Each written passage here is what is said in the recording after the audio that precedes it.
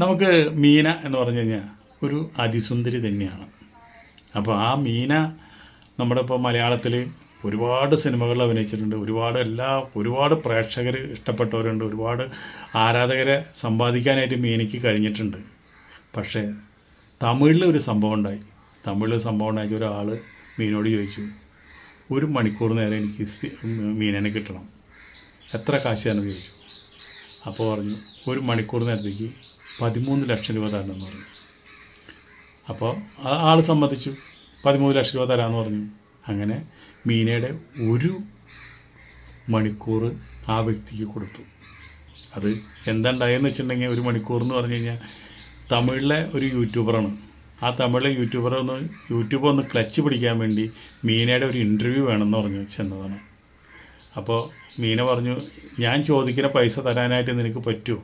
അപ്പോൾ പറഞ്ഞു, പറ്റും, എൻ്റെ ചാനലൊന്ന് രക്ഷപ്പെട്ട് കിട്ടണം. അപ്പോൾ അതുകൊണ്ട് നിങ്ങൾ ഇത്രയും വലിയൊരു ആർട്ടിസ്റ്റിനെ ഞാൻ ഇൻ്റർവ്യൂ ചെയ്താൽ അതെൻ്റെ ചാനലിൽ വലിയൊരു ബ്രേക്കായിരിക്കും. പിന്നെ അവിടെ നിന്ന് ഞാൻ ചാനലിൽ കയറ്റി കൊണ്ടുപോകാമെന്ന് പറഞ്ഞു.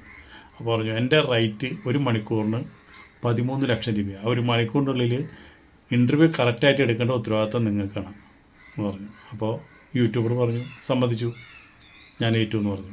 അങ്ങനെ ആ 1 മണിക്കൂറിനുള്ളിൽ ആ അഭിമുഖം ഭംഗിയായി ചിത്രീകരിച്ചു.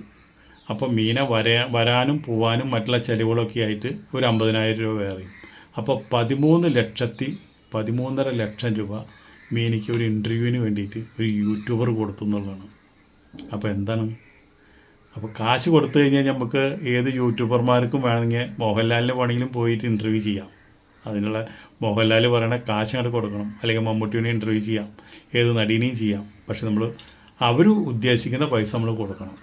അവർക്ക് പിന്നെ യൂട്യൂബിലാണോ അത് പിന്നെ ചാനലിലേക്കാണോ അത് മറ്റുള്ള കാര്യങ്ങളൊന്നും അവർക്ക് അറിയണ്ട, അവർക്ക് പൈസ. അങ്ങനെ മീനയ്ക്ക് അങ്ങനെ ഒരു അനുഭവം ഉണ്ടായെന്ന് പറയണം. ഇനി മീനയുടെ ഭർത്താവ് എങ്ങനെ മരിച്ചു എന്ന് നമുക്ക് നോക്കാം. വിദ്യാസാഗർ മകള് തെരി എന്ന് പറഞ്ഞ വിജയ് പടത്തിൽ അഭിനയിച്ചിട്ടുണ്ട്.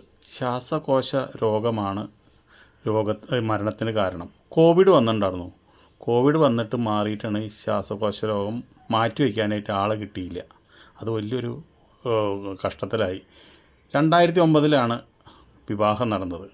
ബാംഗ്ലൂരിൽ സോഫ്റ്റ്വെയർ വ്യവസായിയാണ് വിദ്യാസാഗർ.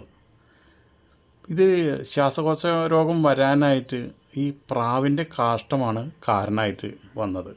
അതിൻ്റെ വീണ്ടും മുമ്പ് ഒരു വലിയ മരങ്ങളൊക്കെ ഉണ്ടായിരുന്നു. അവിടെ ഒരുപാട് പ്രാക്കൾ വന്നിരിക്കാറുണ്ടായിരുന്നു. അതിൻ്റെ കാഷ്ടം വീട്ടിലേക്ക് അതിൻ്റെ ഇത് വന്നിട്ടാണ് ഈ രോഗം വരാൻ കാരണം.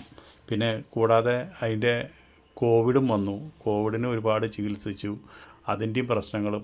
അങ്ങനെ ഒരുപാട് കാര്യങ്ങൾ ചെയ്തിട്ടും രക്ഷപ്പെടുത്താൻ കഴിഞ്ഞില്ല.